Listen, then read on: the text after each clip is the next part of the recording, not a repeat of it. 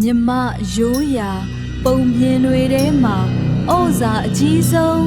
နာမည်တစ်ခုရှိတယ်သူ့နာမည်ကမဖဲဝါသူ့တန်ကိုစောင့်တဲ့ဝိညာဉ်တစ်ပါးစပင်ဖားလျားနဲ့အဝါရောင်ဝတ်စုံသူ့ရဲ့ဇလန်းကဘဲကစခဲ့တာလဲဒါဟာမဖဲဝါရဲ့အစ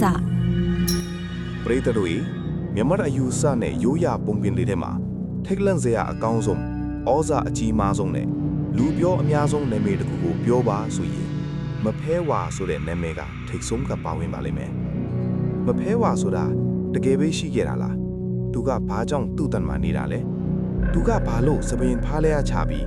အဝါရောင်ဝတ်စုံကိုပဲအမြဲဝတ်ဆင်ထားလာလဲဒီနေ့ကစပြီးကျွန်တော်တို့မဖဲဝါရဲ့ဘဝဆက်ကြောင်းနဲ့ဖြစ်ရမှန်ထူးဆန်းထွေလာတွေကိုအပိုင်း20ခွဲပြီးတင်ဆက်ပေးသွားမှာဖြစ်ပါတယ်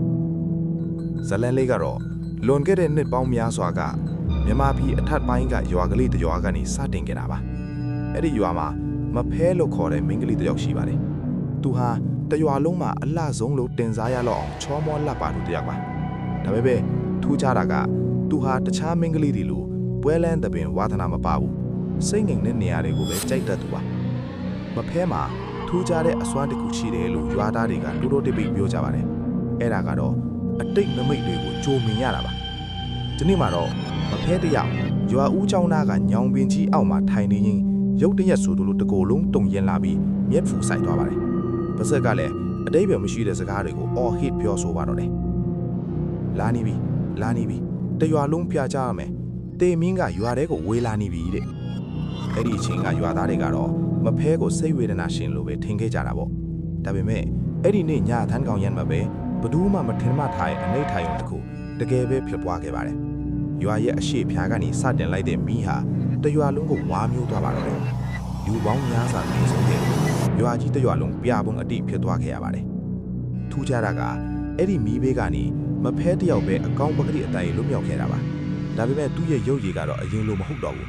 သူ့မျက်လုံးတွေကနီးမြန်းနေပြီးသပင်တွေကလည်းဖားလျားချထားကတကိုယ်လုံးမှာလည်းဝါရွှေနေတဲ့အဝတ်အစားတွေကိုပဲဝတ်ဆင်ထားပါတော့တယ်ဒီဖြစ်ရပြီးနောက်မှာတော့မဖဲဟာရွာထဲမှာမနေတော့ပဲရွာပင်ကသူ့ထန်ဟောင်းကြီးစီကိုထွက်ခွာသွားပါတော့တယ်အဲ့ဒီအချိန်ကစပြီးရွာသားတွေဟာသူ့ကိုမဖဲလို့မခေါ်တော့ပဲမဖဲဝါလို့ကြောက်လန့်တကြားခေါ်ဝေါ်ခဲ့ကြပါတယ်ဒါဟာမဖဲဝါတဲ့တန်တာကြီးစတင်ပြီးပါပဲအပိုင်းနှစ်မှာတော့မဖဲဝါဟာသူ့တန်မှာဘာတွေဆက်လုပ်တယ်လဲသူနဲ့တေမင်းနဲ့ဘယ်လိုပတ်သက်မှုရှိလဲဆိုတာကိုဆက်လက်တင်ဆက်ပေးသွားမှာမို့စောင့်မျှော်ကြည့်ရှုပေးကြပါဦးခင်ဗျာ